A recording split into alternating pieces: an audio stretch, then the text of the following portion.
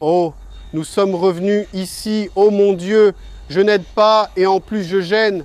Nous sommes revenus ici pour voir le pick-up et nous allons assister pour la dernière fois à la benne qui est fixée définitivement au châssis. C'est bien ça, n'est-ce pas? Docteur, ça suffit, non? Vous l'avez déjà mis et retiré plusieurs fois. On y va? Maintenant, ça suffit. C'est définitif maintenant? Oui. Où sont-ils? Allons chercher du monde. Oh Victor, aide-nous là-bas, s'il te plaît. Oh Petros, Petros, j'ai trop hâte de voir ça terminer. Regarde comme c'est cool mec, regarde ça, tiens. Je n'avais jamais vu ici aussi propre, préparé, assemblé, la peinture terminée. Je n'avais jamais vu la benne finie non plus. Enfin, on va la voir à sa place ici, regarde. C'est génial. Quel moment, hein? Quel moment, messieurs. Il faut saisir l'occasion. Je vais juste faire semblant de l'aider. Elle remarque quand on l'aide. Mais écoute, occupe-toi de cette partie-là. Cette partie va là-bas, non? Alors, y va. Aïe. Mon Dieu.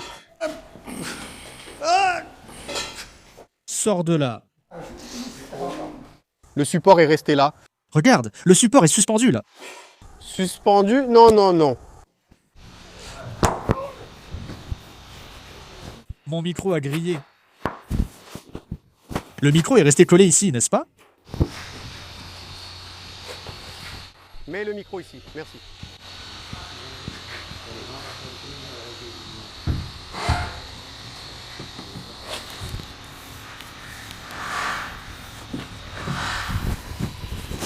Ça a collé aussi? Ça a collé, c'est juste tombé sur le micro. Attendez, où allez-vous? Là. Et alors? Merci. Réveille-toi. Merci.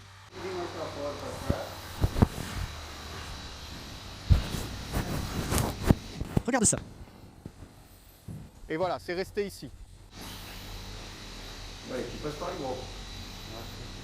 Ouais, maintenant il va falloir passer juste en dessous. Waouh. Ouais. Ouais.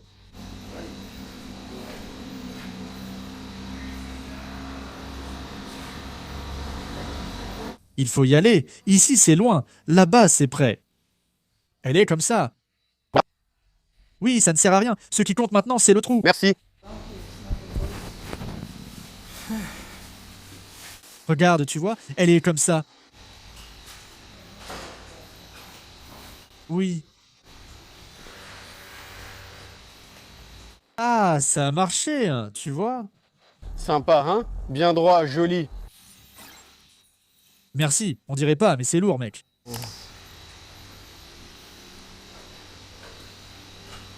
T'as vu ici, regarde, regarde. Quoi? Non, c'était trop éloigné ici.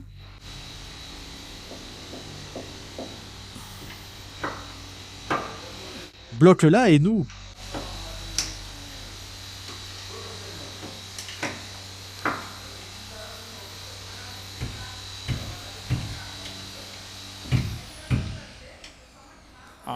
Maintenant, pour arriver à et.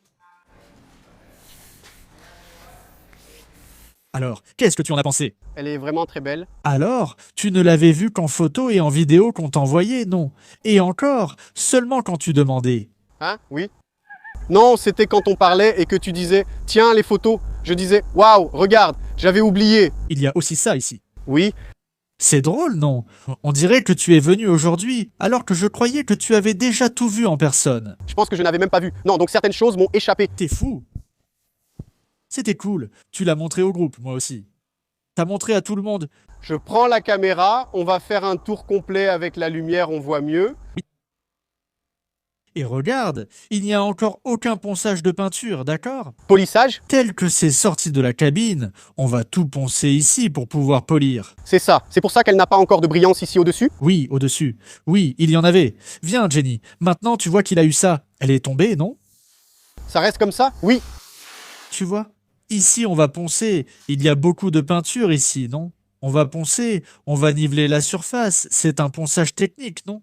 Après, ça devient comme du verre, mec. C'est justement ça l'idée. On n'a pas voulu faire une peinture avec du grain, l'application est différente. Par exemple, si tu vas faire une peinture de voiture d'origine, selon la situation, tu laisses un peu plus de granulation. Ici, non.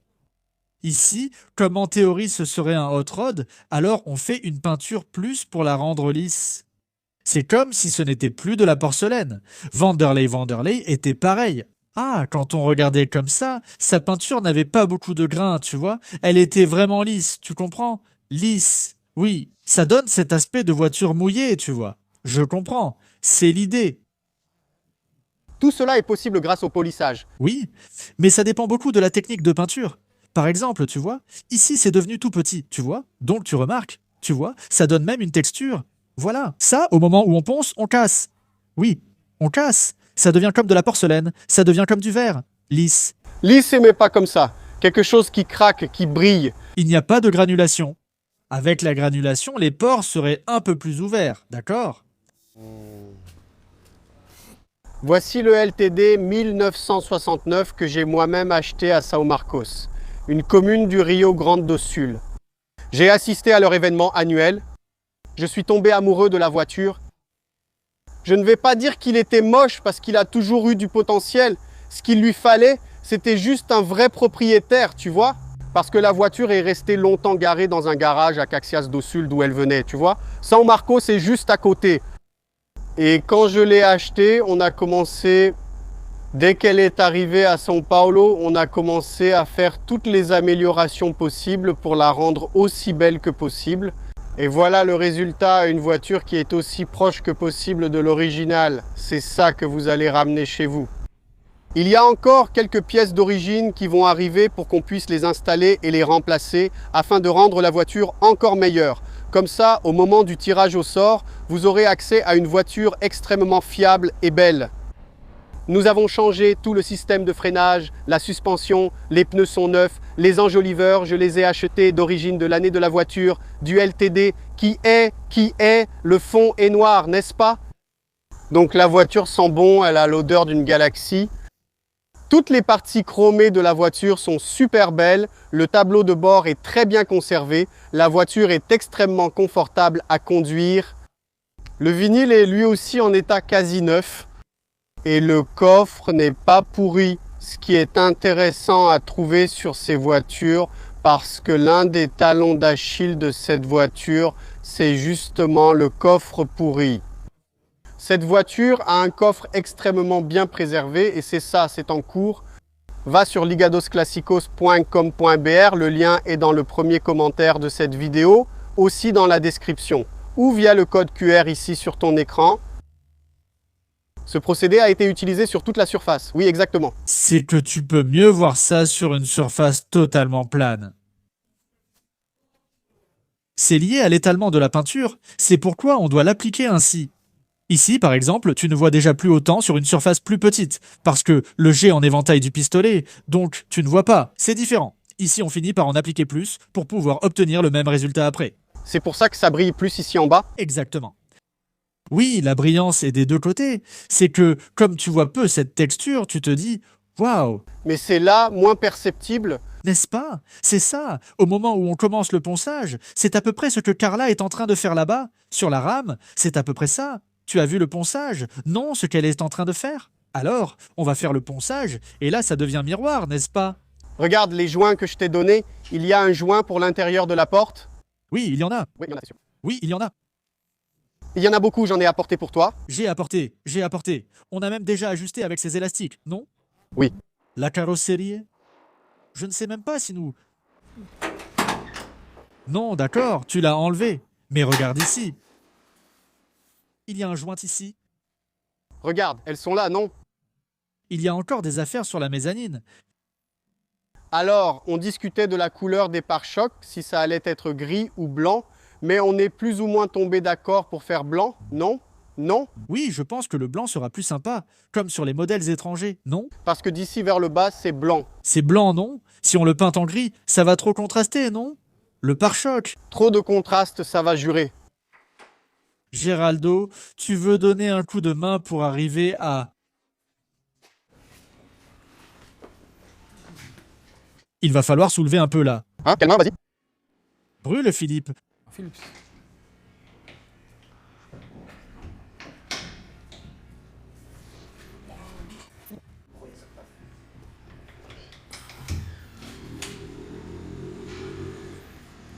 Oui. Oui, mais c'était peu, tu vois. Une... Oui. Qu'est-ce que c'est, Philippe? Ce gros Philippe. Prête-moi un peu. Il est plus pointu.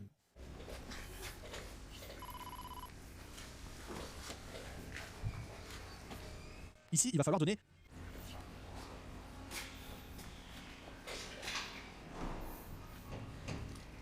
Regarde la taille que ça a prise.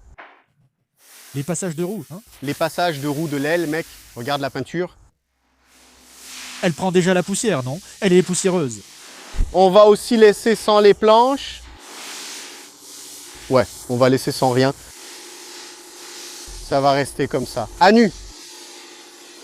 Comme le Ranger quand on enlève la protection de la benne. Regarde ici à la lumière. Regarde, regarde. Tu crois qu'on a bien choisi ces couleurs? Regarde le soin qu'ils ont mis, mec.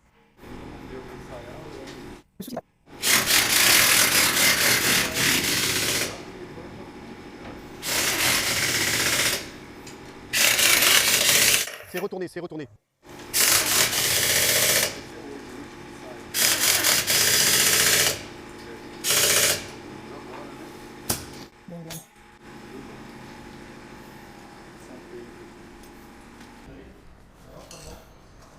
Il aligne la benne là-bas. Pas facile, hein?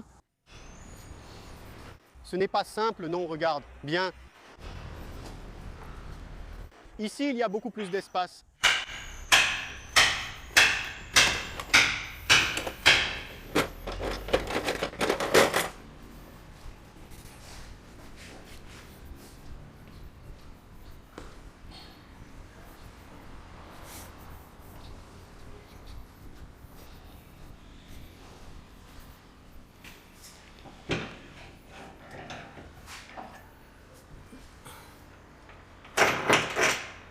Une nouvelle.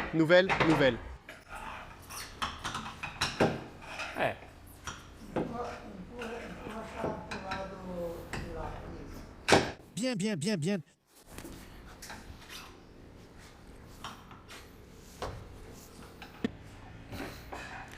Un simple ajustement ici. Oui, on va devoir repositionner. Les vis qu'on a ajustées avant étaient plus fines. Et maintenant, la vis a changé. À cause de la tête, parce qu'on a voulu mettre une tête. Alors maintenant, qu'est-ce qui se passe? On a moins d'espace pour le réglage, tu sais? Exactement. Oui. Ou alors, tu as compris. Oui. Ou alors, on met une vis plus fine. Ou alors, on va devoir enlever la benne et repercer le châssis. Mais on va trouver une solution.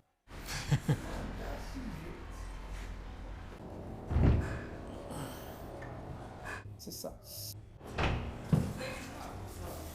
Merci. C'est difficile ici, on ne peut pas passer une clé. Il faut que ce soit à 100%. Tu veux tester la vis plus fine? Allez, allons ajuster ici pour voir si ça s'adapte sur place, là-bas. D'accord? C'est encore très décalé? Je trouve aussi. Encore? Je pense que c'est vraiment à côté, tu as vu. C'est mieux, mais toujours à côté.